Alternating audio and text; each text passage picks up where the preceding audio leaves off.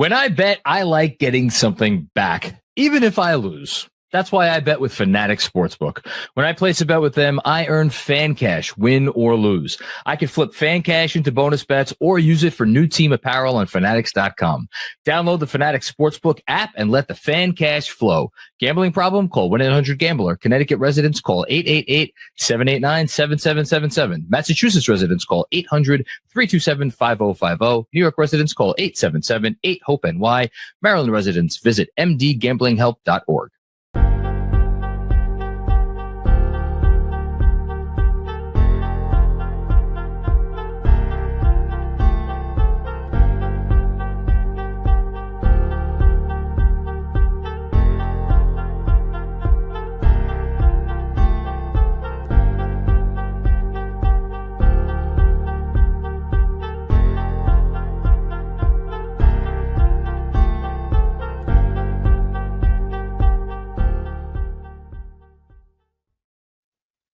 Welcome to a Knicks Film School, not quite emergency live stream, because life intervenes at times.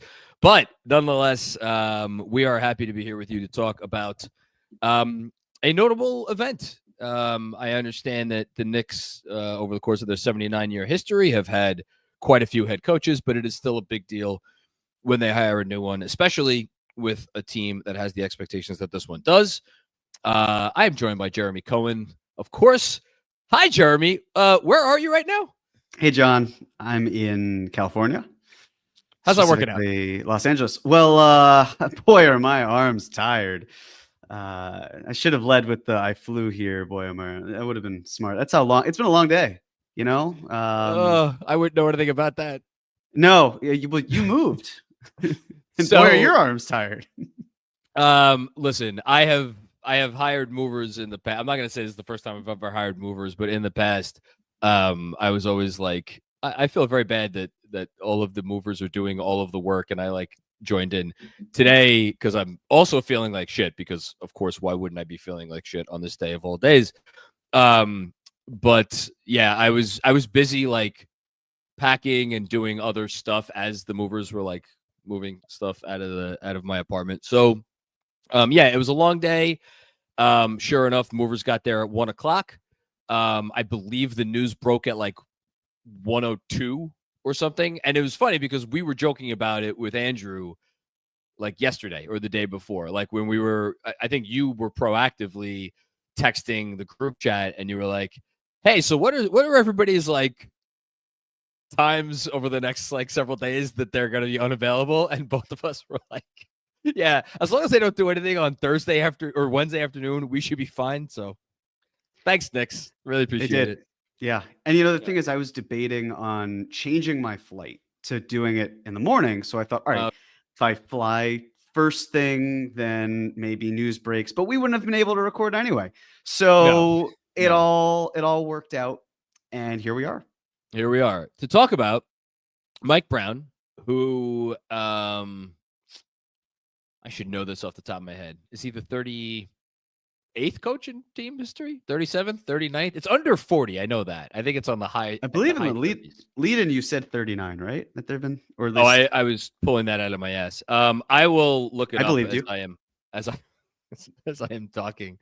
But this is a big deal because this is, I would say, I don't know that there has been in the history of the franchise another coach that has taken over the team when the expectations were this high. I mean, I think you can go back to Don Nelson. Don Nelson, of course, was famously hired to replace Pat Riley after Pat Riley left in the summer of 1995.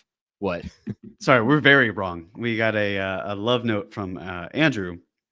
And he said, he's the 32nd head coach. So 32nd. Okay. We've invented 7 other head coaches. Listen, man, don't exist.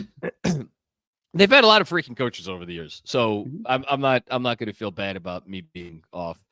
But yeah, to go back to like the pressure thing, Don Nelson in 95, that they were coming off a second round exit, but there were still, pretty high expectations, but that also was the season before they went, kind of all in, with the Allen Houston signing and the Chris Child signing, where there was like, okay, now we can compete with the Bulls. So I don't even think that season had the pressure that next season does. And next season was already going to have, even before Jason Tatum tore his Achilles, and even before Tyrese Halliburton tore his Achilles. And now here's Mike Brown, a coach who has been a head coach in the league off and on for 20 years. Started, of course, in the 2005-06 season, LeBron's third year.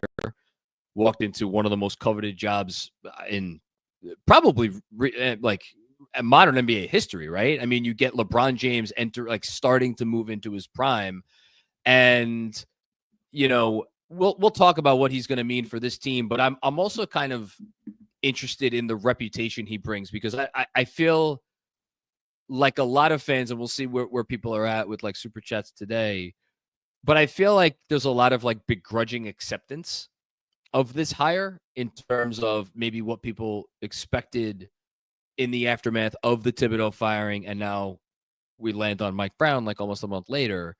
So let me just ask, what are your thoughts on that part of it, or how do you feel about the hire, I guess I should say? I've always, from afar, appreciated Mike Brown's affability. Like, he seems like the type of person where even if it's just the vibes that he's giving off, right? Forgetting the X's and O's for just a moment, he struck me as a very genuine person. Like, you can just see it when someone's not too dry. And in a media market like New York, he is well trained because he's been in Los Angeles. He's had to, as you've said, like, he was with LeBron James when there was plenty of scrutiny on his career when he was still on his rookie contract. He had to deal with dysfunction in Sacramento, despite them having the number one, I mean, they won the Coach of the Year award, but they were the number one offense in the NBA in the 2022-23 season. This is someone who, when you talk about win-loss record, is up there. I believe he's 7th or so all time last I saw. Yeah, it depends what filter you use in terms of like the minimum number of games coached, but he's won like 100th of a percentage point shy of 60% of his games. And I think I looked it up. This one, I'm not going to be that far off. There's either like 7 or 8 coaches in the history of the league that have coached over, I don't know what the number is, 400, 500, something, some number of games like that have a better winning percentage. And they're all, pretty much Hall of Fame coaches, or will be Hall of Fame coaches. Yeah. And this is a difficult job because the front office doesn't feel the need to communicate. And so that means someone has to. And when someone has to get in front of that, you want them to be skilled at not just handling media and questions that way, but being the face of a franchise, players aside, like ignoring the personnel. And Mike Brown has always struck me as someone who can do exactly that. And the two things that seem to kind of permeate through the Twitter sphere, and I saw this from Stephen Bondi and I saw this from Steve Popper, where it's leadership and collaboration. And those are the words. They are. And I can't help but feel like whomever it was that spoke, whether multiple people or what, there's clearly a focus on those two areas for where the Knicks needed improvement, or at least to maintain that level or better. And we talked about communication on the last podcast, or collaboration. Well, really it was communication, but the collaborative portion here is having someone who's flexible in ways that perhaps in the past there was rigidity. Finding someone who's open to trying different things, getting versatile pieces. The Knicks, the front office has basically said, we have at this moment a lot of different types of players, and we are going to leave it to the coach to determine. But also, perhaps with this coach, there's a new setting of, we're not necessarily going to interfere, but we're not going to be quite as hands-off. Because a lot of the reporting with Tibbs was that outside of the extreme cases with, say, Deuce McBride and Quentin Grimes getting put into the rotation and Derrick Rose being taken out, the Knicks have been fairly comfortable with Tibbs doing what he has to do. Now, there could be implicit trust with Mike Brown, but there could also be from the jump a conversation of let's work together so that we can put everyone in the best position to succeed. And that ultimately is what you want in a dynamic between the front office and the head coach. So if that is the case, based on from afar, I really enjoy what Mike Brown brings to the table. Yeah. So, it's not hard to decipher where those buzzwords came from. I think, that's the work of Knicks PR, and where is Knicks PR getting its marching orders? I would wager a guess that it is from the very top, which, if we don't know that for a fact, maybe Leon Rose is like, this is the message I want to send. I think that there was a distinct feeling in the organization at the end of the last coach's regime that there was no collaboration, or very little collaboration, with the front office. And then on the leadership part, it's not hard to read between the lines, that there was a feeling like Tom Thibodeau was not getting the best / the most out of everybody on his roster. And I don't want to go back into the discussion that apparently made many people angry about whether it's an X's and O's thing or whether it's a something else thing, because it's less relevant when you're talking about the hire, because clearly they feel like Mike Brown is the sort of guy who everybody on the roster is going to rally around. And this goes to your point that you were saying the other day, which is going to rally around because they believe in what he brings to the table. And like what I keep thinking about when I think about the Mike Brown hire, like if Tibbs was still the coach and Jordan Clarkson got bought out by the Jazz, let's say we were doing a live stream at the time when the news broke that Jordan Clarkson got bought out. One of us instantly would have been like, oh, Jordan Clarkson, he's a good player. And then the other one of us would have been like, yeah, but Tibbs is never going to play Jordan Clarkson with Jalen Brunson. And Jordan Clarkson's not going to come here to play 10 minutes a night. So like it's a moot point. And then we would have moved on to a different topic. And there were so many instances of things like that over all the years that Tom Thibodeau was head coach. And this is me saying this, you're not going to find a bigger fan of the man than me, where we didn't even have conversations because we knew who he was, what he required, and what wasn't going to fly as long as he was in charge. And I think that the organization quite clearly got tired of operating from, because it wasn't just us as fans, right? It was like they were dealing with the same stuff. Because remember, what was that gentleman's name? Cam Reddish. Oh, yeah. Remember the last time the front office went like, hey, let's maybe get someone who we think is an intriguing young player. We know he's not really a Tibbs guy, but maybe it'll work. Didn't work so well. And from then on, every player that was brought into the organization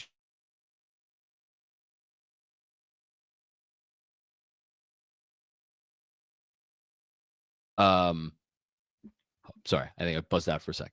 So, is Mike Brown that guy? I guess is the next question. It's and this gets into the part of the conversation about his reputation and whether that is earned or not, because I think he has a reputation as like, yeah, solid coach, but nothing special. And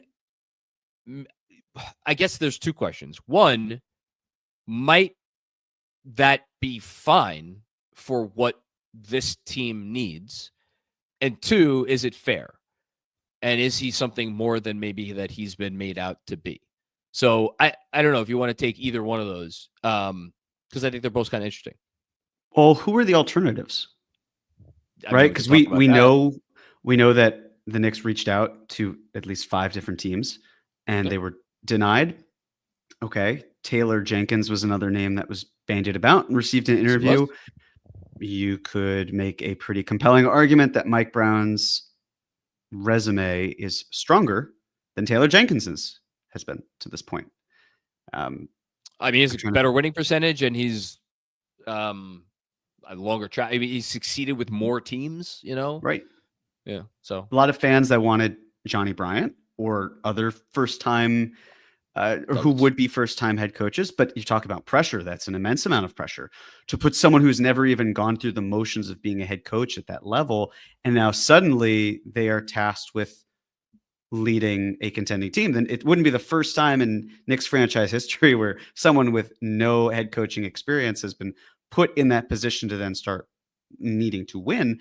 But maybe the Knicks wanted to, and clearly they did, not do that, not put someone who is too green in that role. So then it's a question of what other coaches were available and highly coveted, because they could have gone after Frank Vogel. They could have gone after Budenholzer. They didn't. They didn't go after either of them. Budenholzer, there were reports in terms of just how that locker room fizzled out in Phoenix. Vogel's had his own ups and downs, just a very perplexing couple stints, some successful, some not successful at all. And now he'll be joining Jason Kidd in Dallas as an assistant. So associate head coach, which is an important term for us to talk about because it has to do with one James Borrego, but we'll get to that in a second. So if we're talking about other options, I don't know how many others that really compare to what Mike Brown has done and the way that he has even recently been able to change things. And we talked about the Kings as well. The Kings, their dysfunction has deeper roots than what the Knicks have had. And you can only do so much. Mike Brown did the best he could. They went all in on the light, not all in per se, but they went in on the light the beam season. They made what I would consider to be a foolish trade a little bit later on with their draft equity and Atlanta getting the picks and all that. So he did the best he could, and I thought he did a great job. It's just the Knicks are not going to be a position where they have the 25th best defense in the NBA, and that's what Mike Brown had to deal with in this Coach of the Year season. Yeah, the defense is an interesting thing because, that's why I think ostensibly he was hired by Sacramento, because he brought a defense-first reputation, and that team hadn't defended in 2 decades. And they had moments of good defense under Brown, but it wasn't consistent enough. Obviously they became known for their offense. So as far as his reputation goes, it is really tough to parse because, again, he's a 2-time Coach of the Year award winner. The season in Sacramento, the Cavs won 66 games. And then you look at that 66-win season for the Cavs, and then you look at the playoff result, and they lost in 6 games to Orlando, and it probably would have been 5 games if LeBron James doesn't hit one of the most amazing shots in the history of the league. And so I think that the net result of that first Coach of the Year campaign for Brown, it was a net negative because people are like, you're coaching LeBron James, and you had a team that won 66 games, and you lost to the Orlando Magic in the playoffs. And I think of all the things that I've thought about with Brown over the last few years, and then you could even go to the next season too, when coming off that disappointment, the Cavs kind of got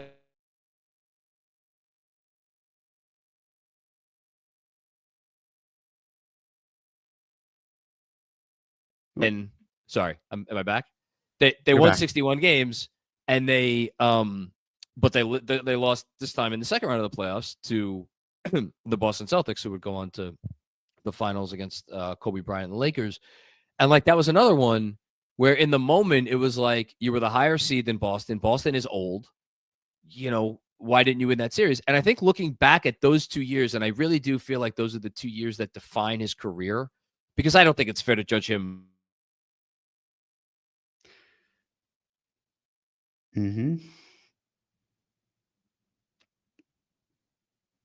I'm sure whatever is being said is compelling. Sorry, that's what. Okay. I'm at a hotel, so I didn't know if it was me or you, but it's happened enough. It's me. Sorry. In those moments, I'll vamp. And anyway, the point that I'm trying to make is I think if you really examine his resume and his successes and his failures, I think he probably deserves a little bit more credit than he gets. Again, for coaching a highly imperfect Cavs team to 66 wins and then 61 wins the next year when LeBron, kind of sort of had one foot out the door. So, look, I think he's a good coach, and I think probably the most important thing, and I would guess this is how the Knicks feel, is that he's not Tom Thibodeau. and he's not going to go about his business like Tom Thibodeau. He's going to be more open-minded than Tom Thibodeau. And it's just a matter of how, not necessarily how the players respond, because I think they will respond to him, but I mean, it's a $64,000 question.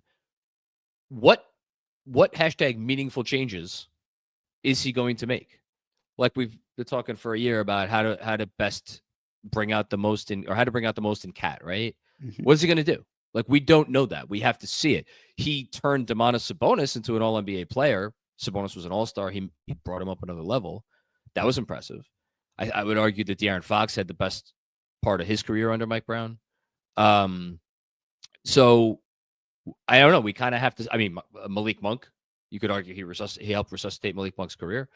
I don't know. We don't know that. We won't know that until we see it. And it's going to be interesting because, like, the questions about the skill sets of these individual players and how they interact with one another, the other important pieces on the team, both on the offensive end and the defensive end, like, those questions don't go away just because they hired a guy who we all agree is a good coach and, like, gets along well with people and the whole thing. So yeah, we'll just kind of have to wait and see. I would say if anyone's hung up on his experience with the Cavs back in the mid-aughts, ask yourself if you've learned at your job over the last few years. Then ask yourself if you've learned, if you have this length of time over the last 10 years or the last 15 or even the last 20, because we're really at around 20 years where he's been coaching in the league. And the ability for him to have gained perspective and adapted.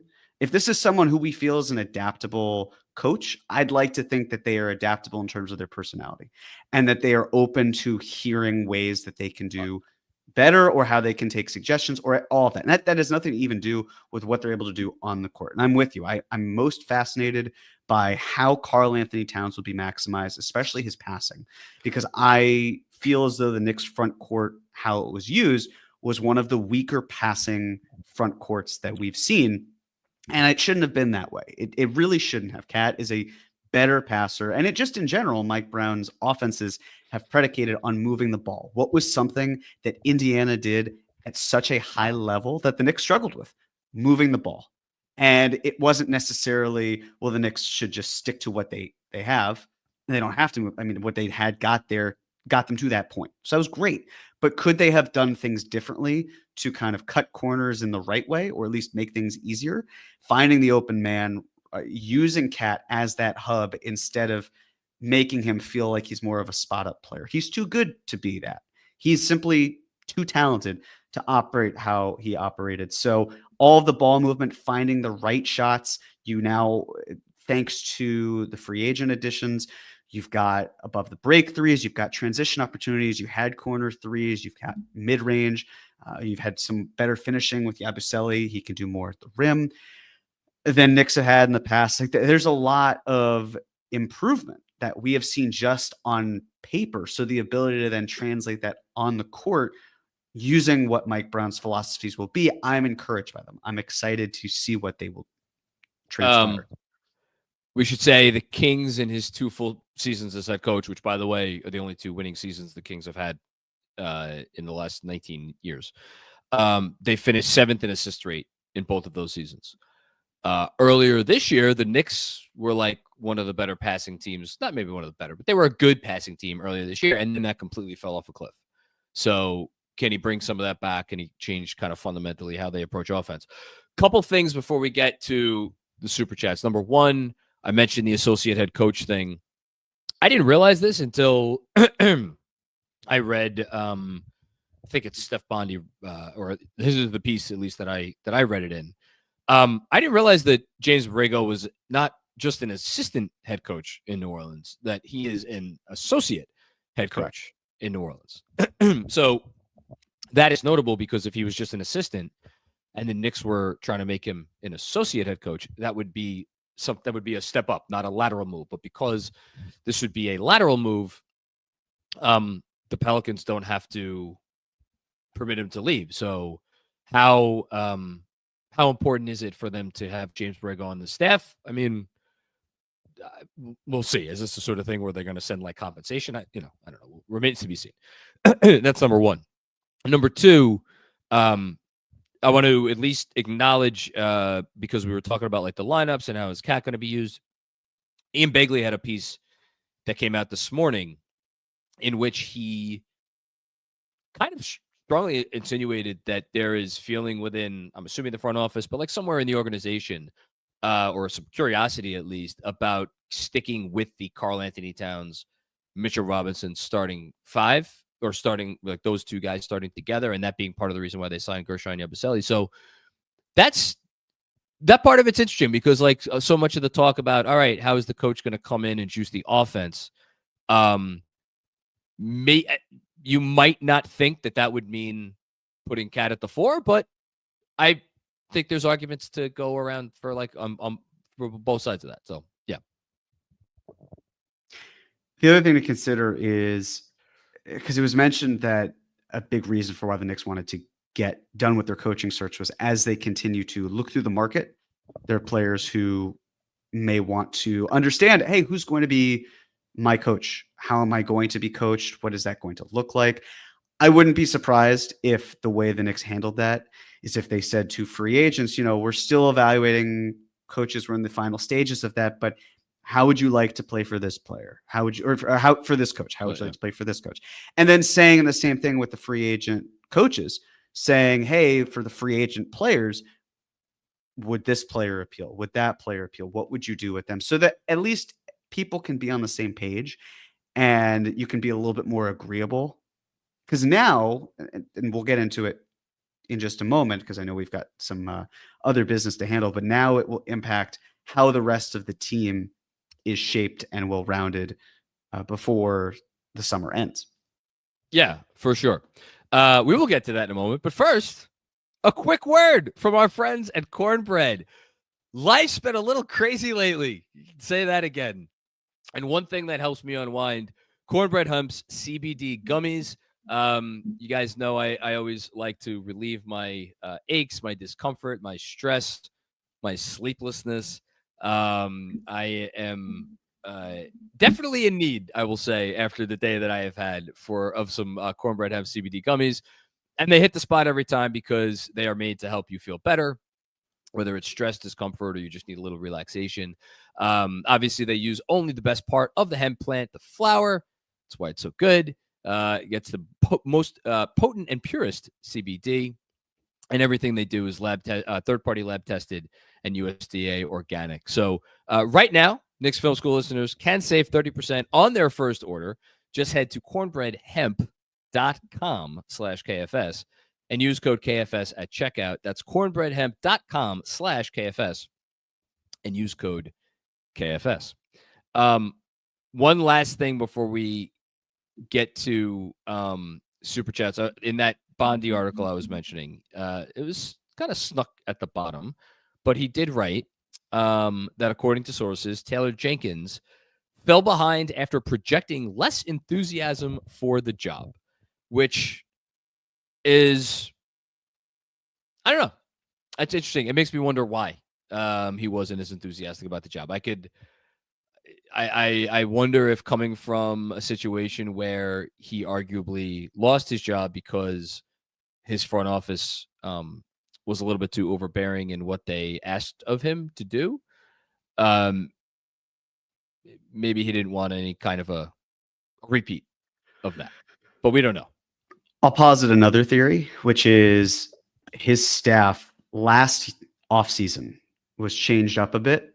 And now, of course, Jenkins is out of a job, and that's that. But perhaps it could be that he wanted to bring in all of his staff, and the idea that Rick Brunson and Ehrman getting at, maybe that's something that impacted them. And at the end of the day, if the Knicks are happy with Mike Brown, that's great. There was something else that was said, where I think it was perhaps Frank Isola. It was like, well, Mike Brown wasn't the top choice. Okay, you got the job. Yeah, it's like there have been times where I've found success and I was not the number one candidate, and that's okay. I still got the job. That's what mattered. You could say that about so many others in so many other situations. You can say about dating, right? Okay. you're not the number one choice in dating. Please don't say perhaps. that your Still got the girlfriend job. was not your first choice. And is that no? If anything, I might say look, I won out, right?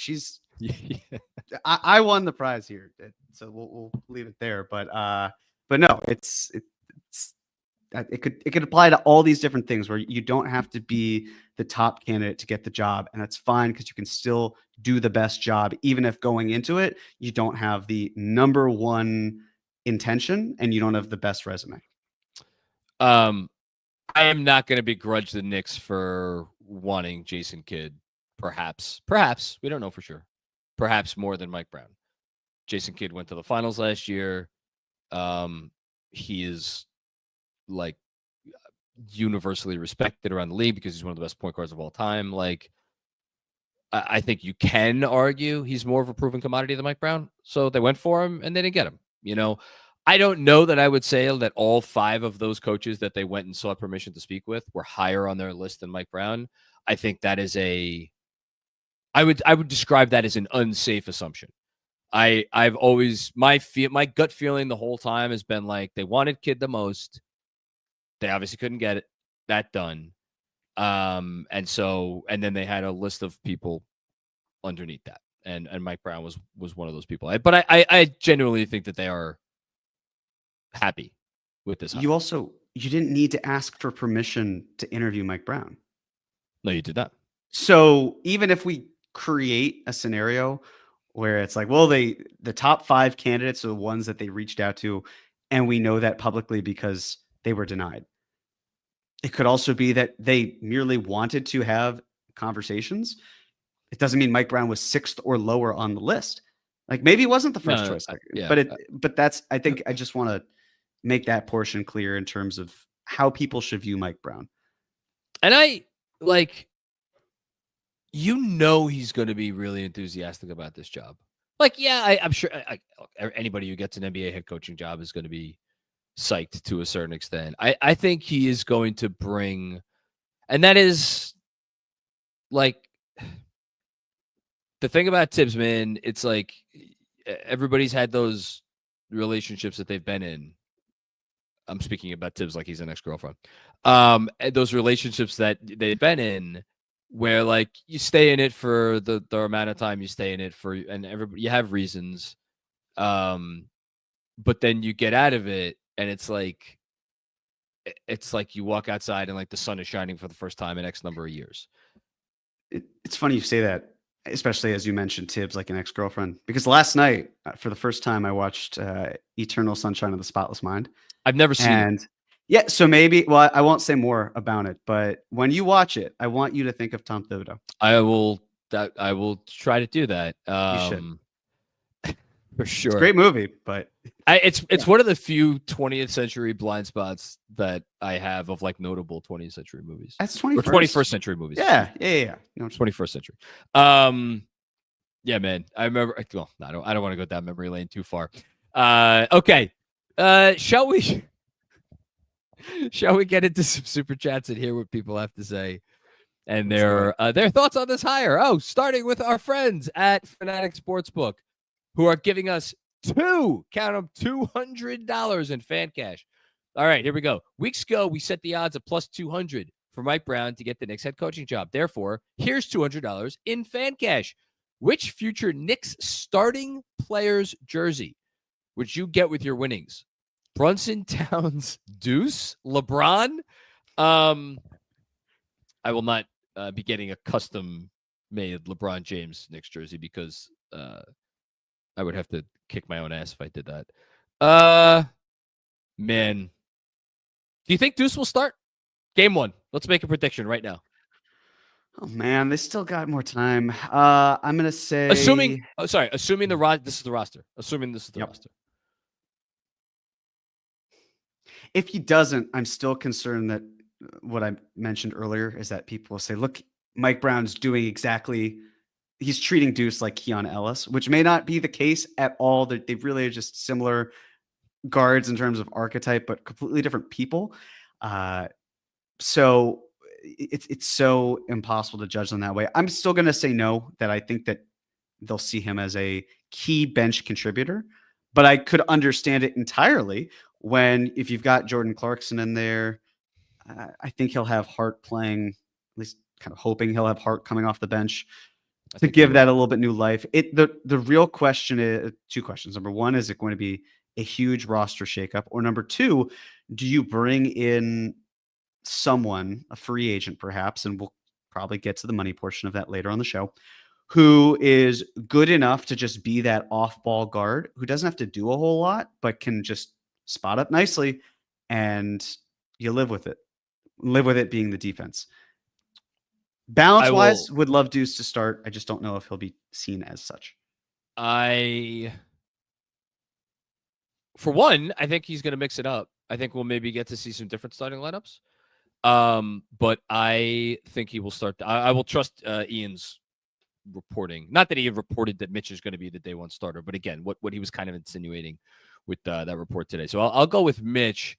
And I haven't updated this in a while. This is such a stupid thing, but I kind of find it amusing.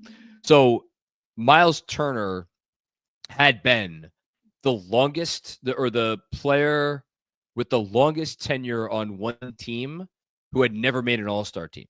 But now he is obviously on a different team. So Mitch moves up those rankings. I'm going to try to see if I can find it like very quickly. It's a very, very short list of players who have, again, not made an all-star team and have been with their teams for a longer time period than Mitchell Robinson. So I'll get a Mitchell Robinson jersey. How about that? There you go. Okay. Let's get to the other super chats. Thanks, Fanatics. You can also, obviously, everybody should go download the Fanatics Sportsbook app, and who knows what you could bet on as it pertains to the Knicks next season. I just found the list. I'll get back to it in a second. Riyadh 92. We needed an experienced guy that could handle the pressure of New York. He's been LeBron James's coach, coached in LA, even Golden State. Someone who could stay calm when things get shaky. Yeah, totally. They were never going to hire, and I think the reporting indicates this, they were never going to hire a head coach that did not, or a head coach that did not have head coaching experience. It would have been too much. Yeah, it would have been a lot. I mean, legacies are on the line. It's a leap to give that responsibility to someone who's never been in that position. Thank you, Riyadh. And before we get to the next super chat, so this was the list. 10 seasons with the same team. Miles Turner and Kevon Looney both have moved on. Yep. 8 seasons with the same team, no All-Star. Jamal Murray, but that really shouldn't count because it's Jamal freaking Murray. He's been the second best player on a championship team. Yes. That was 9 seasons. 8 seasons. Maxi Kleber, who went to a new team last year, so he got moved off the list. And then guys who were tied with Mitch, Duncan Robinson and Anthony Simons, both have moved on. So now Mitchell Robinson second only to Jamal Murray, longest tenured non-All-Star in the league. How about them apples? I love it. Good for him. Keep sticking around. The things that interest me. Jack Corcoran, what's going on, Jack? By no means a bad coach, but the task here is to win a ring. This is his 5th head coaching gig. Context matters, but Larry Brown is the only head coach in NBA history to win his first title on his 5th or later head coaching stint. And that's probably not a fair comparison because to bring back the dating analogy, Larry Brown was like the serial, he was like Jerry Seinfeld. Like he never stayed with anyone for very long. That was not his MO. Mike Brown has been, unless they were 17, but yeah. Let that one slide right on by. To be clear, we're not talking about Larry Brown with that reference. No, we're not. I completely lost my train of thought. Mike Brown has been fired 4 times. So I agree there is risk from that perspective. But again, as Jeremy kind of already said, so okay, put aside the report that Taylor Jenkins may not have been totally enthusiastic about the job. Would that have been a reason to go with Taylor Jenkins? Would that have been a reason to go with James Borrego? who had a 30-game interim stint with Orlando, so we won't even count that, and then 4 years with the Charlotte Hornets. I mean, we could go and find some other coaches who have only had 1 or 2 previous head coaching stints, but like, I don't know. We talked about Frank Vogel before, just got hired as associate head coach in Dallas. Like, he was with Indiana forever. I think it's probably pretty fair to compare Vogel's Indiana stint with Mike Brown's Cleveland stint. And then Vogel got another shot in Orlando. It went terribly. And then he got hired by the Lakers and he won a title. I think the point is, like, sometimes you don't need to have a Spo level coach or a Pop level coach to win it all. It really is about, like, well, first of all, it's about the talent, but it really is, I think, as much as we talk about fit on the court, I think it could be just as relevant with, like, fit on the sidelines. So I'm not worried, but that's me. Well, I agree. This is the nature of the business. Getting fired, quitting, whatever it is. I mean, if you want to talk about what's the difference really between the 4th and the 5th move, right? Truly, Budenholzer, right? This would be his 4th team. So we're saying the one team is the difference between Mike Brown and Mike Budenholzer. At a certain point, I think there has to be a line. Sure, if it's like 7th, 8th, whatever, but we're not at that point. It's not like he's exhausted it. Yeah. And I don't think he would be in consideration, and he wouldn't have won Coach of the Year a couple of years ago. This isn't like, the Knicks are going deep in their bag of someone who has not been a head coach in this league for more than 3 or 4 years. So there are also other circumstances. If you are of the mindset that Mike Brown shouldn't have been fired by the Kings, which a lot of people felt as such, then was that a fair and justifiable firing? He can't determine that. That shouldn't be a blemish on his record, because the place that he signed up for suddenly turned and did a 180 on him. It's just the nature of the gig. It's a coaching carousel. I also think it's notable that, like, Mike Brown was, like, very much following a traditional head coaching path. And then he got to spend 6 years in Golden State. And I don't think it's too big a jump,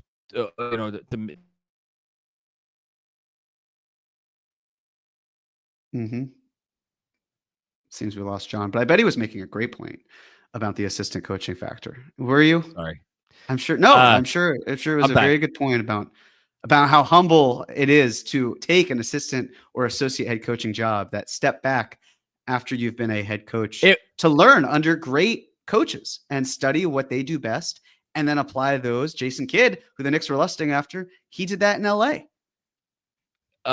Yes, and specifically with Golden State. Mm-hmm. In that system and with those guys, and I think that showed itself in Sacramento. Okay. Thanks, Jack. Drew P. Sounds like Mitch is starting based on Begley and Hahn. I didn't hear the Hahn part of it, but yeah, we talked about the Begley thing. I'm fine with it.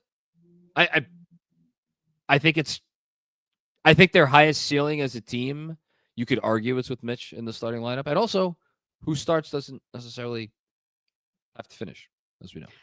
They're going to try a lot of different things. I'm eager to see. I just want to see experimentation, because how often did we see in the last few years it was, well, this is it. It was like, well, what if we tried more things? Nope. This is it. We're good. But what if we did a little different? Nope. We could try, but we're not really going to. So I think there will be more.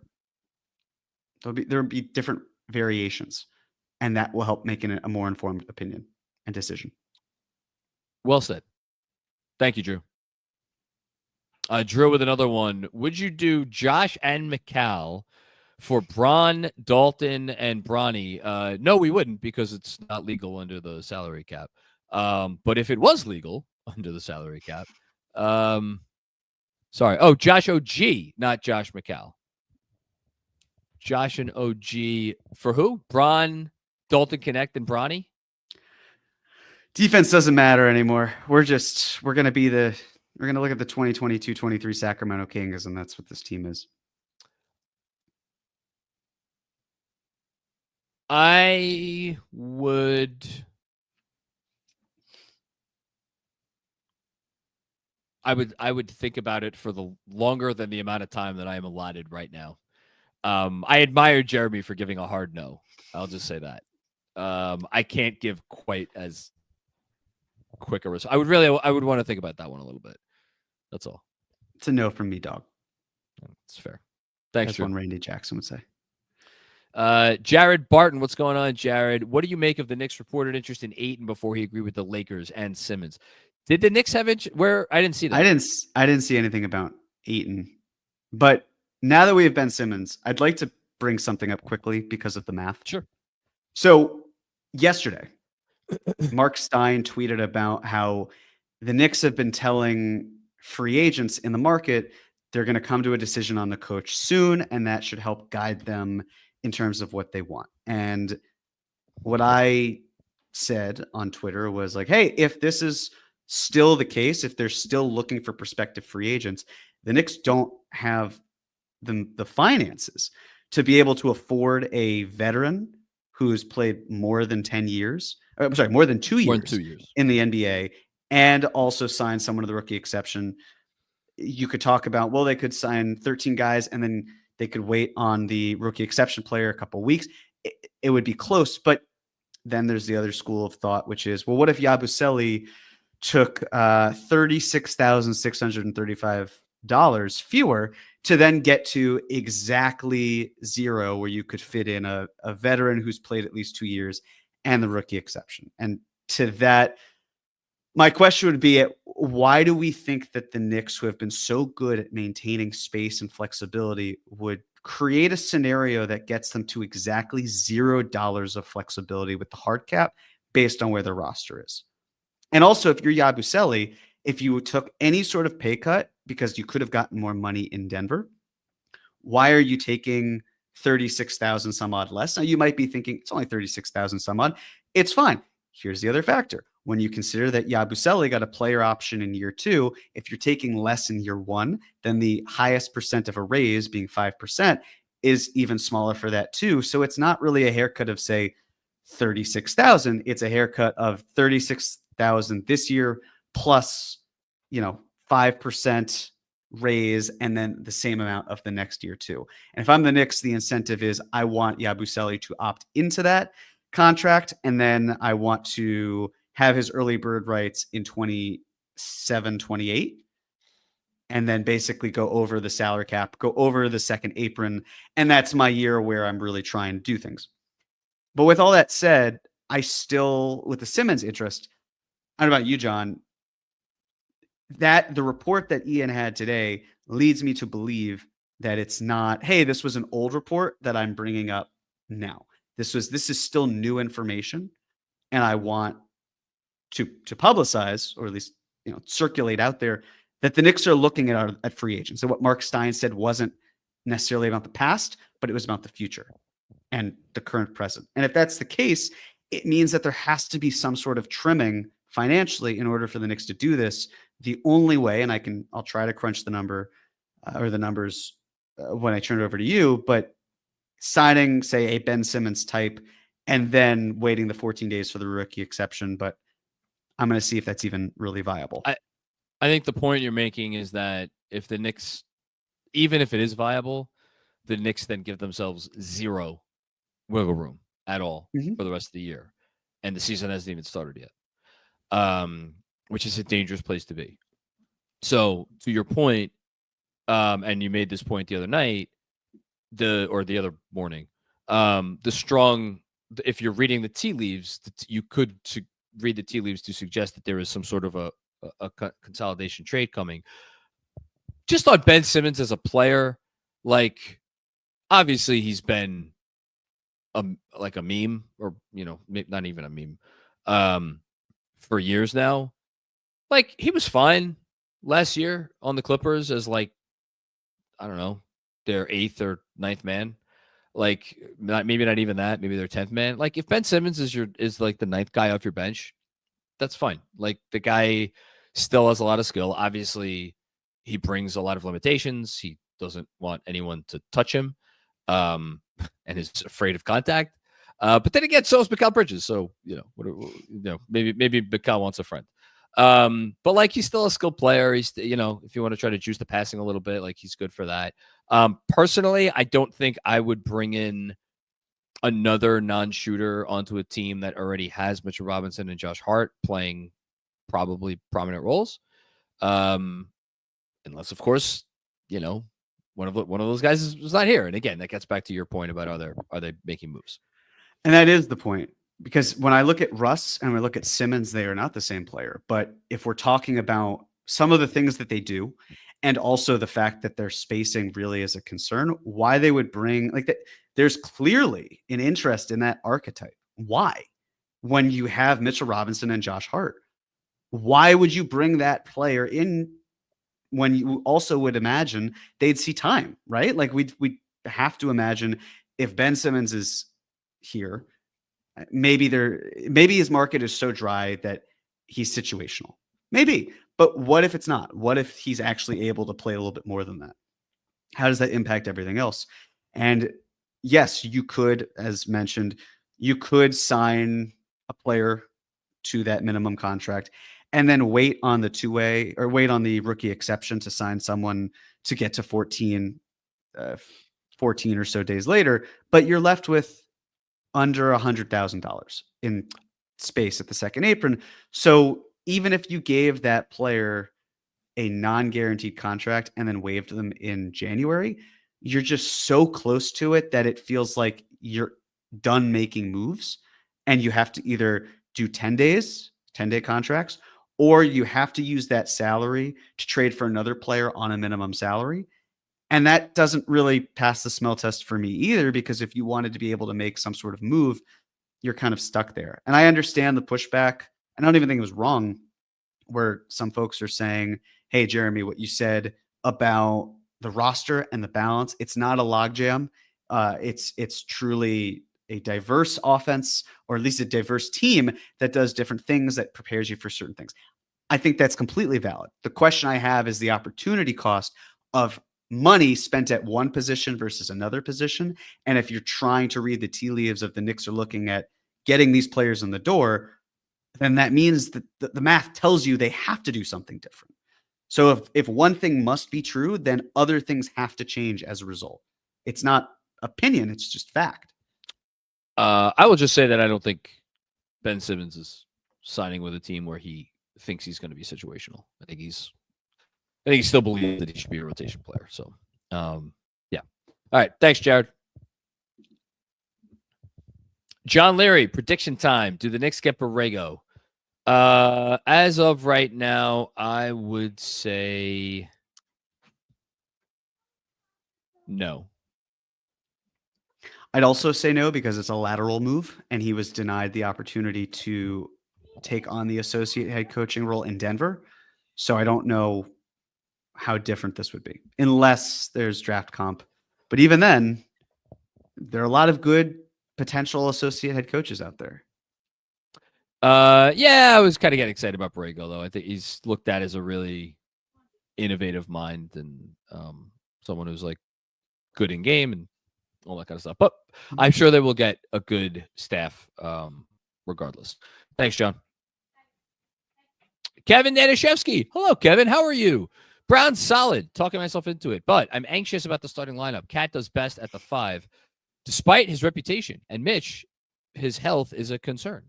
Well, let's take that one at a time. Sure, Mitch's health is always going to be a concern, but is that a reason why you should not start him?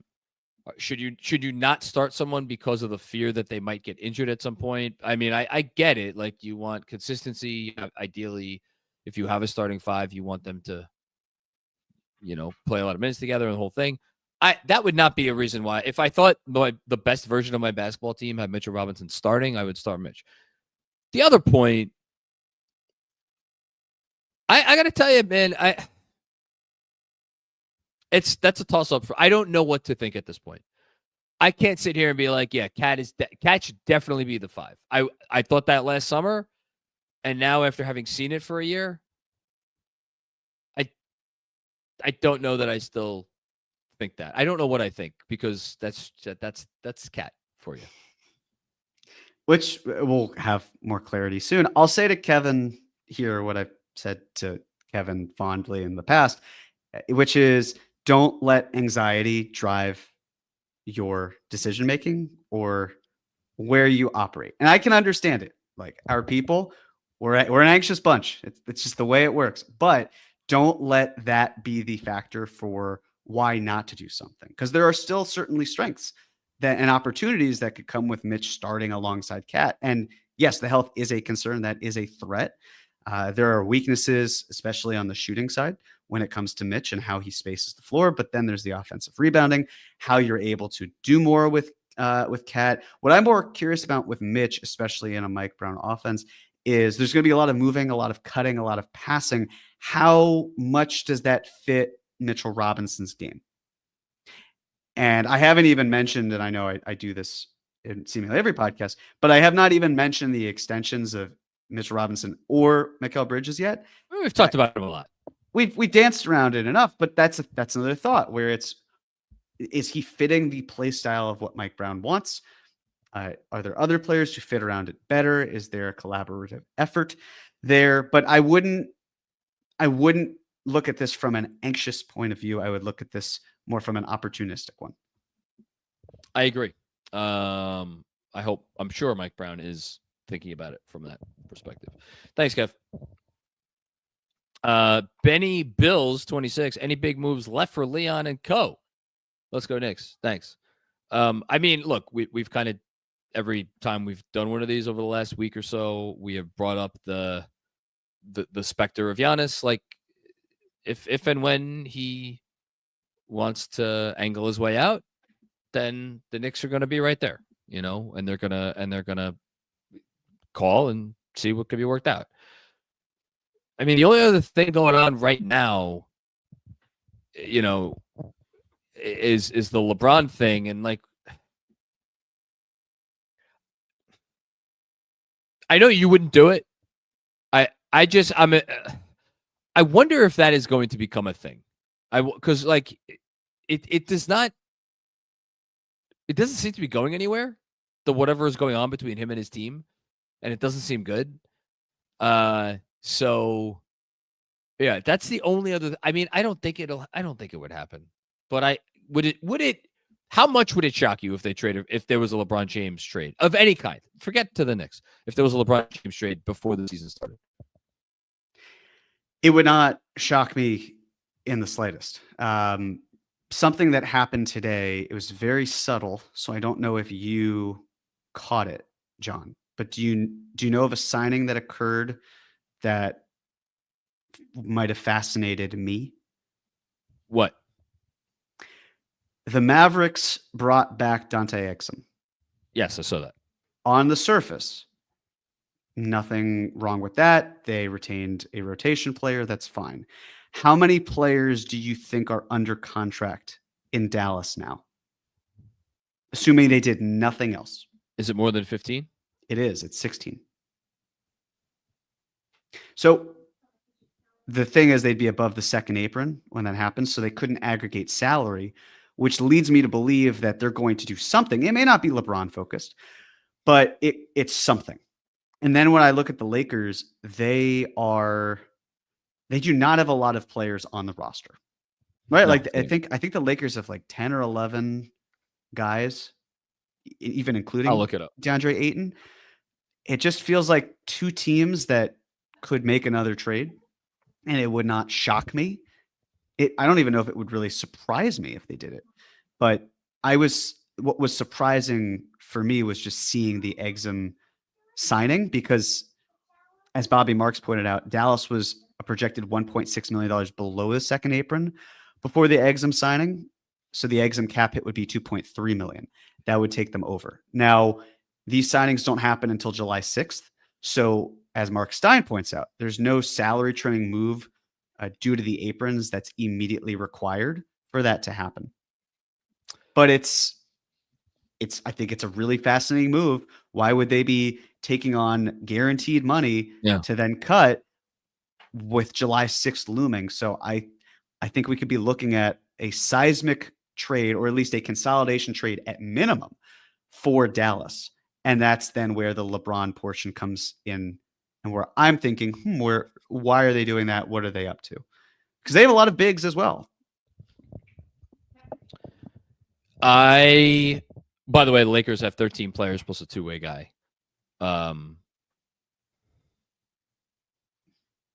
I think it can make sense. I think it can make sense for both teams. I think that would make more sense than the Knicks. Right?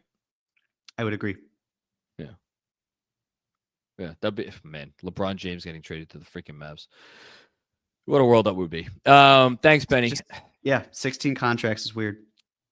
Mr. McBagels, I'm concerned about how Brown utilizes the 3-point talent we have in New York. Is that a valid concern? Thanks for streaming with your busy schedule, Dodd. It's our pleasure, man. I have to push back a little bit. How much 3-point talent do the Knicks really have? And I know that's going to sound crazy because they have Cat at the 5, who's the greatest shooting big man of all time, and Jalen Brunson is an awesome 3-point shooter who's been, obviously at or about around 40% for basically since he came to New York. OG Anunoby, we saw him fire away in the playoffs. I think so. For one, the Knicks did not shoot it well in the postseason. They were, I think, 35% from 3. And for the year, where do you think the Knicks ranked in 3-point percentage during the regular season, Jeremy? And keep in mind, they started the year off on fire. 12th. Actually, you were a little low. They finished 8th, and again, they were really, really high. The problem, as I see it, is I don't know that you could say that you have exceptional 3-point talent when you take so few threes. And I could look. This is don't take my word for it. Fred Katz has said this on this pod. He said it on his pod. He's written this. Tom Thibodeau wanted the Knicks to shoot more threes. He implored everybody on the roster, take threes. Please take threes. Now, you could come back and say, yeah, but he wasn't putting them in positions to do so. Okay, fine. I would argue that the Knicks have a roster with a lot of players who will shoot threes, but the only guys they had last season who really wanted to shoot threes, that was what they hunted, was Campaign and Deuce McBride. That's really it. And even Deuce didn't hunt threes like Dante hunted threes. Deuce, we saw how many possessions did we see him dribble around, try to get in the teeth of the defense. So I just don't think which is why, by the way, I find the Jordan Clarkson signing and the Guerschon Yabusele signing so interesting. Guerschon Yabusele took over 40% of his shots from 3 last year. Jordan Clarkson has no conscience when it comes to firing away, specifically from above the break. So I think that was not an accident that those two guys shared that in common. As for Brown, I'll go find it right now. In terms of 3-point frequency, the year before he came to Sacramento, they were, I want to say that they were 23rd in 3-point frequency.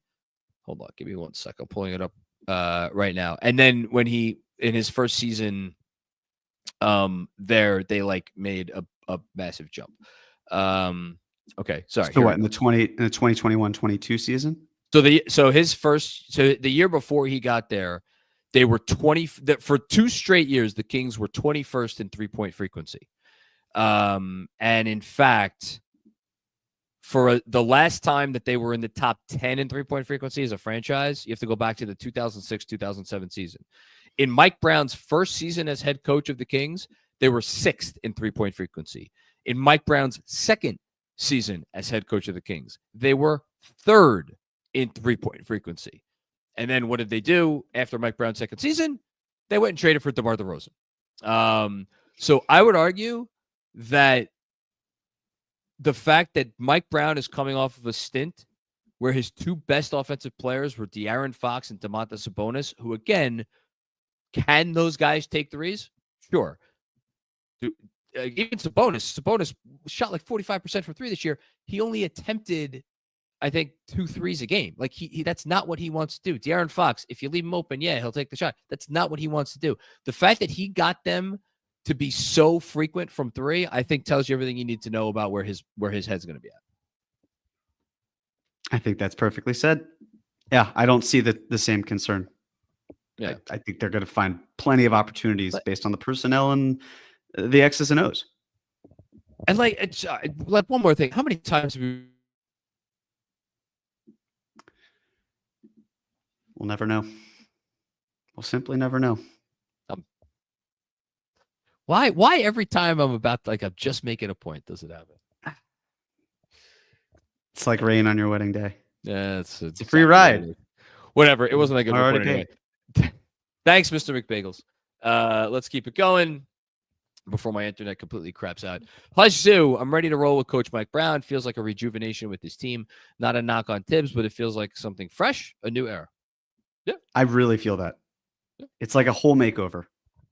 It just, the air feels a little different. It feels cleaner.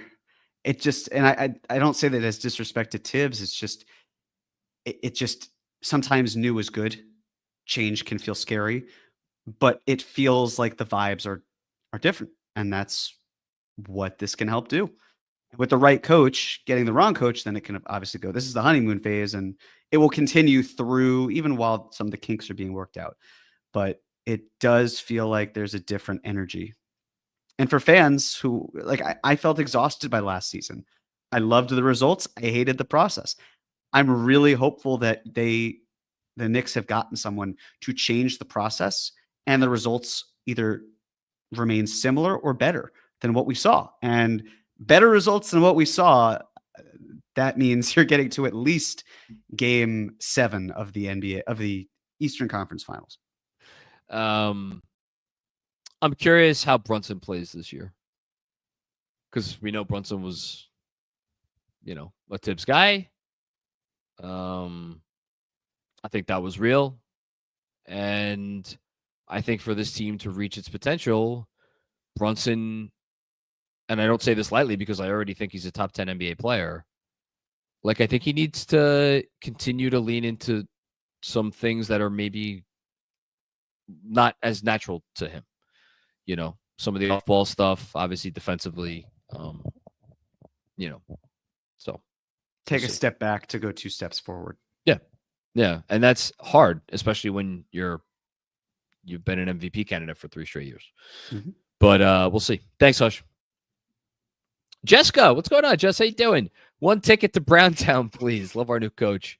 Me getting hyped. Let's go Knicks. Yeah, listen. The day you hire a new head coach, it's like it's always a good day. I mean, how often do teams hire a head coach that like people are going to be like, oh, this guy sucks, Ask Phoenix, maybe. I don't know. Was it Ott is the guy's last name? Well, they've had 3 head coaches. Budenholzer and Vogel, and what do you do? That's Matt Ishbia for you, or Isaiah Thomas. Hey, we didn't hire Isaiah Thomas as our head coach, so that's good. Thanks, Jess. Mark Sable, what's going on, buddy? Appreciate you both making the stream happen despite the moving and a cross-country flight. What's the most likely consolidation move if there is one? Enjoy LA. Free field. Hit me. Feel free to hit me up for recommendations. I mean, we've already talked about some. Do you have another one on the board at all? I don't.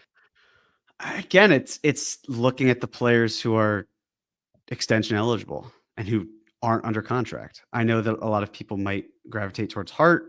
I'm the type who's gravitated more towards Mitch, not because you can find rim protection off the street and it's good. You can't, but maybe there's a way to triage it in a certain manner. I mean, another thing as well, just to go to the Ben Simmons conversation, I have talked extensively at corner 3 opportunities. Ben Simmons last year was 8th in the NBA in corner 3 assists per 100 possessions. Oh, I did not know that, but okay. That's it, but it shows that that's something that they like. So if there's a consolidation trade, I mean, it's like, what are we talking about? Mitch, Kolek, and draft capital for Herb Jones, but then you have to find a way that clears up some money, but then you need to find a way to bolster your front court a little bit more. As for the LA Rex, I appreciate it. I will only be in Los Angeles for another, 29 hours, and most of that will either be sleeping or working. So this is not a fun trip for LA. This is a work trip. Like, there's guys that in the past, players that in the past we would have like spitballed around. But I'm sorry, this team is beyond like going to trade for like. I'm hanging on your every word. Everyone is. Every single person is dying to know what Jonathan Macri has to say. We'll never know. We'll never know. We'll never know. Yes, I can hear you. The problem is that it doesn't start swirling for me until it cuts out for the audience before it starts swirling for me, because so I don't know when I go out. I was going to say the Knicks as a franchise are beyond a place where we might have been a few years ago, which is like, hey, let's go package some people to go trade for Zion Williamson, because of where the Knicks are and because of where he is as a player, because he doesn't play basketball games anymore. But like, yeah, there are players out there that you could cobble together salary and might theoretically be available from their team, but are those players really gonna, is that really where you want to be right now? I don't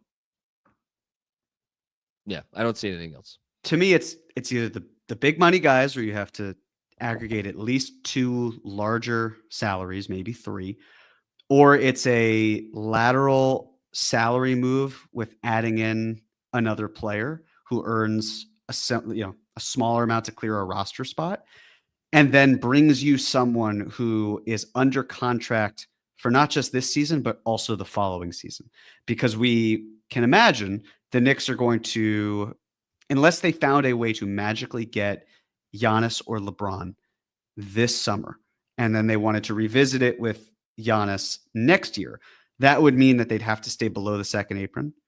So if that's the case, we could pretty confidently predict that they would be below the second apron in the 26-27 season. That's if they didn't get an elite player this summer. So that's another thing to consider. It's not just consolidating salary and finding player you love. It's finding the salary that fits with your team's plans moving forward so that you can have someone economical. Also, seasons are going to go bad. Players are going to become available who maybe you wouldn't think are available now. So, stay tuned, so to speak. Thanks, Mark. Equals Peace. What's going on, Equals Peace? Brown had the 3rd fastest coaching firing in NBA history from the Lakers in 5 games. Well, yeah, but he had coached the entire previous season. So I think that's worth noting. Also, that was such a because disaster. It was such a disaster because they went out and they traded for Steve Nash and they got Dwight Howard, and there was so much pressure on them, and that franchise was not in a good place at that point in time, and you saw that because of how things unfolded in the years to follow. I would not read anything into that, but in any case. Also, do we expect him to outcoach Daigneault if we were to make the finals, or Carlisle when Halliburton returns? I think Mike Brown, I don't think Mark Daigneault's like that great of a coach. Agreed. His offense was give the ball to Shai Gilgeous-Alexander and go let him run pick and roll. Seriously, watching Oklahoma City's offense in the finals, what about that made you feel like Mark Daigneault is some kind of offensive visionary? It was SGA, go make plays. J-Dub, go make plays. That was it. That's the offense. So, I get guys that have reputations because I'm stealing Benji's line. They look smart, or they sound smart, or they're young, or whatever. Yeah, Carlisle deserves all the credit in the world. He developed a system with a team, and it's perfect synergy. Head coach, best player. They got perfect guys to surround it. As everybody has said over the last couple of months with this Indiana team, that is a once in a blue moon occurrence. That's not Rick Carlisle finding this secret of basketball after coaching for however many years in the NBA. Rick Carlisle's been fired twice. Got fired by a team that had Luka Doncic. They were like, we have Luka Doncic on our team. We don't think you're the right He resigned. coach him. Well, it was heading in that direction, though. Like sure, I agree. Yeah, he was not wanted anymore. Let's just say that. Yes. You know, was he a bad coach when he got fired by Detroit, and then Larry Brown took them to a championship? Like, listen. What were you going to say, Jeremy?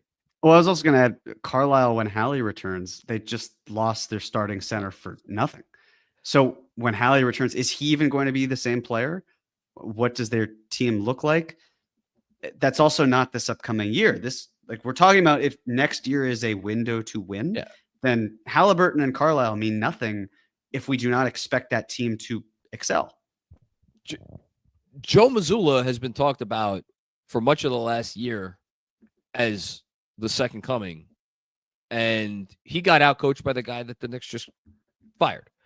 You know, like you can't read into this stuff too much. Like, again, Mike Budenholzer has an NBA championship. Frank Vogel has an NBA championship.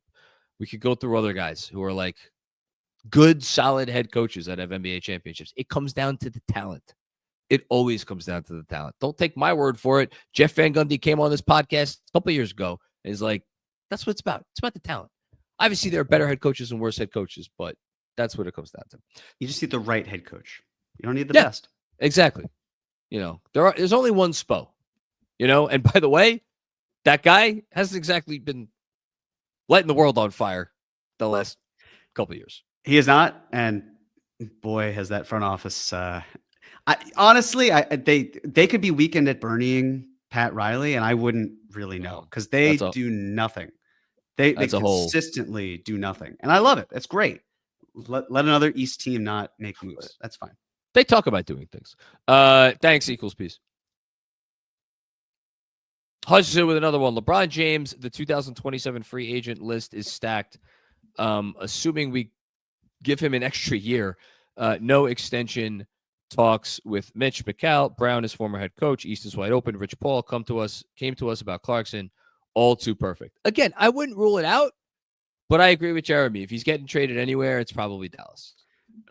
2027 free agent class doesn't matter because you're not losing LeBron's salary slot and signing someone with it because you have all the other salaries. Yeah. So I think we as a society need to assume that there is no free agent path for a star in 2027, 2028 or beyond, because then we're going to start seeing these contracts the Knicks have continue to hang over them, and not in a negative way, just they'll merely exist.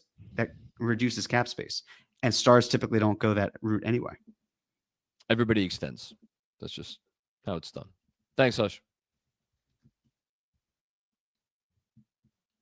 Hush with another one. Hush is really onto this. I get the sentiment of people saying no LeBron James, but hearing what Han and Wendy said, this feeling about him just won't go away. He moves the needle for us. Look, from a basketball perspective, and this is why I hesitated earlier, I don't think it's that hard to envision a world where the Knicks trade for LeBron James and the Knicks are a better basketball team next season with LeBron James on it as opposed to whoever they traded out. We can have longer conversations at some point. If this really becomes a thing, we could have conversations about what trade makes the most sense. And like, of course, there's tentacles to that because, well, if you're trading for him, as Jeremy's talking about, if it's a consolidation trade, who else does that allow you to sign? Is there a ring chaser? Like all this other shit. It's not about the basketball. It's you're trading for a guy who's going to be, what is he, 40 or 41, whatever he is. He's turning 41. He's very old. And, you know, that's a direction. If you're going to go in that direction, that's a direction to go. So, you know.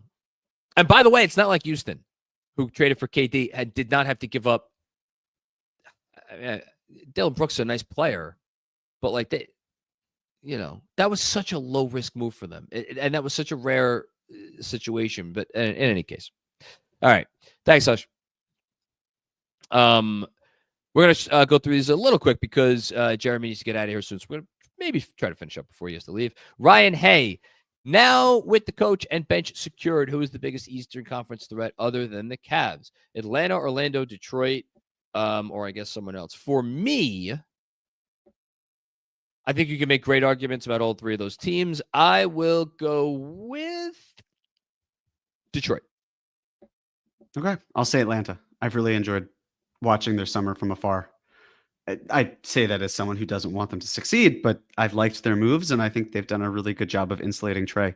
So I'd say they're the larger threat. They also, Detroit gave the Knicks fits in the playoffs. I wonder how much of that changes with different coaching and personnel, but Detroit hasn't gotten better as a team other than just natural age and progression. Atlanta has made significant roster upgrades. I think a lot of people are going to the extent that anybody forgot. I don't know how much people forgot. If people needed a reminder that Trae Young is one of the 5 to 10 most gifted offensive basketball players on the planet, I think they're going to get reminded this year. Thanks, Ryan. Equals piece with another one. Decision to hire Brown has me so pissed. I feel like we just wasted our window to win a chip with the move. I hope I'm wrong. Why would you think that? Because he doesn't have a reputation of Eric Spoelstra or Greg Popovich or Steve Kerr. Like, one, as Jeremy said earlier, that guy wasn't out there. Like, if you're really going to be like, I'm so pissed, it's one thing to be like, should they have really fired Tibbs? That's a longer conversation that I frankly don't ever care to have again. It's another thing to be like, I'm pissed at this hire, because that implies that there was some other hire out there. And if you wanted them to go hire some hotshot assistant, Mike Inori, whatever, I'll respect that.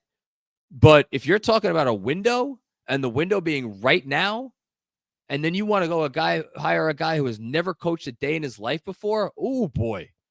It's in this situation,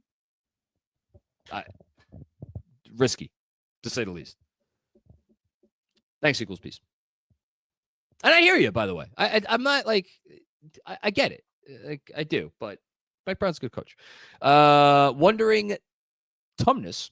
I don't envy Brown because the more distance we get from Tibbs, the more fondly fans will appreciate the Tibbs era. Agreed with the change, but very tough spot.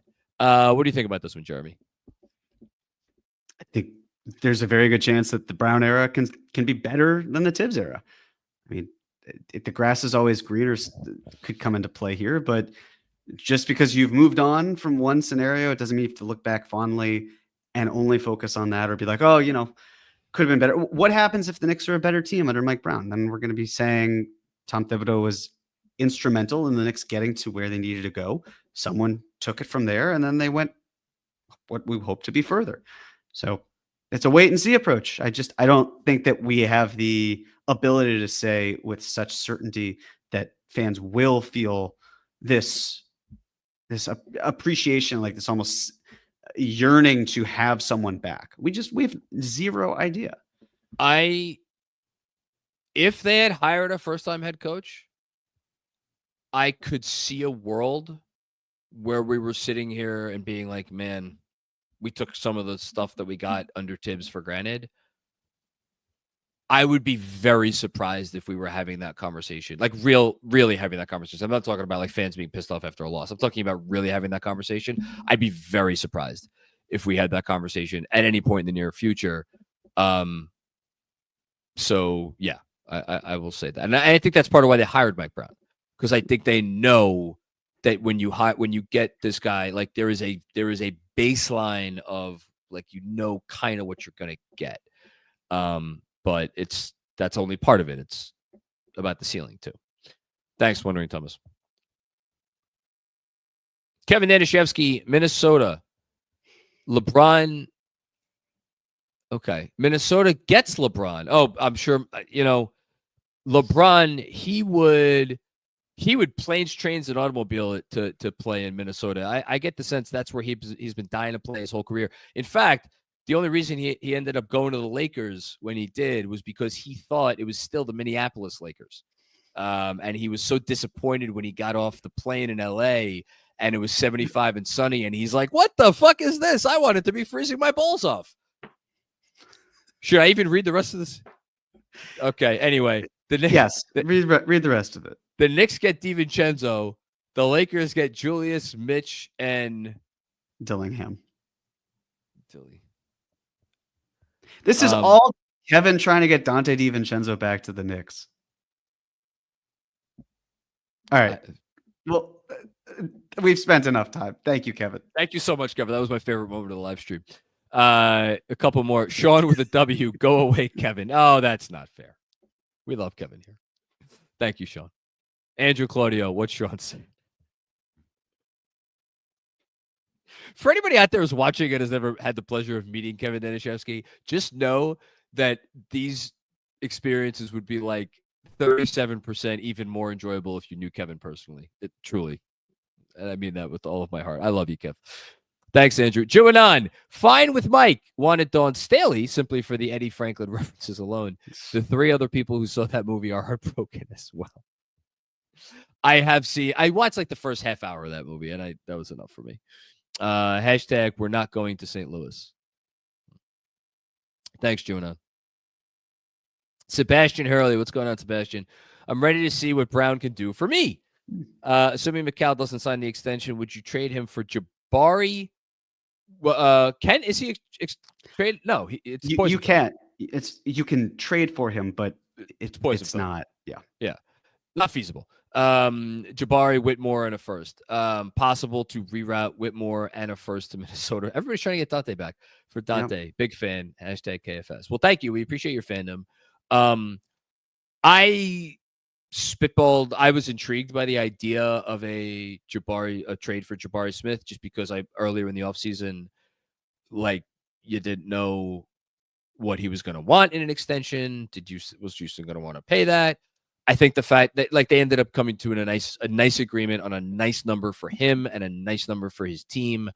So that kind of went out the window. And I just like, it would be very un-Knicksy, and I don't mean this as I mean this as a compliment for this regime to like go trade for a player who is still kind of figuring out what he is. And I know Jabari Smith's good, but he's not there yet. And they like everybody on this roster has to be there like today, you know. The math just doesn't shake out there, unfortunately. That too. Jay Berg, one of 24 coaches in NBA history with 450 plus regular season wins and 50 plus regular season or playoff wins. Also, 2 Coach of the Year awards, 4 championships, and on his way to the Hall of Fame if he wins in New York City. Mike Brown has a Hall of Fame resume if he adds a championship to it. I looked it up before. I think the number is like 700 career games. There's only 7 coaches with that many career games coached that have a higher winning percentage than Mike Brown. So he's right up there. Mm-hmm. Thanks, Jay. Haitian Ferg, indifferent on Brown. The players were part of the problem last year. The defense is still a concern for me. Can he be deemed a success without a chip? How many years does he have to win? How many years does he have to win if we don't win in year 1? Let's go Knicks. I think it depends on how they do this year. Look, I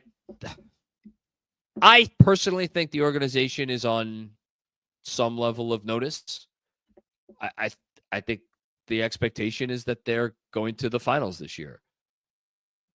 Like if they make it to the Eastern Conference Finals and they lose a really tough if they lose the type of series that like, I'm trying to think of a comparison, like that Denver lost to OKC this year, maybe with a closer Game 7, like that's, you know, shit happens, you know, but yeah, take it a year at a time. That's exactly right. Yeah. But no, to your point, is it possible that he's not long for this job? Maybe not. But we don't want to fire the guy who he hasn't even been hired yet, actually. Thanks, Haitian. Swaggy OG, I'm cautiously optimistic given the state of the East. Its finals are bust for me. It's look, this team can make the finals. Can we sit here and say they should make the finals? I don't know. I think they should be the favorites, or at least similar to it, but I can understand the gripe from Cleveland fans. I think Eastern Conference Finals should be the floor as things stand. That can change, but as things stand. This is not how betting works, but I will say I think the Knicks should be the favorites in the East. Or co-favorites with Cleveland. But I wouldn't put any Eastern Conference team at like below like, I don't know, plus 350. Because again, if you told me that like the Pistons or the Hawks or the Magic were in the finals next year, would I be shocked? No, I wouldn't be shocked. Thanks, Swaggy. Hakeem the Dream. Giannis with OG with Brunson is a championship team. They might be. I don't know. Maybe we'll get to find out. Yeah. We'll see. Thanks, Hakeem.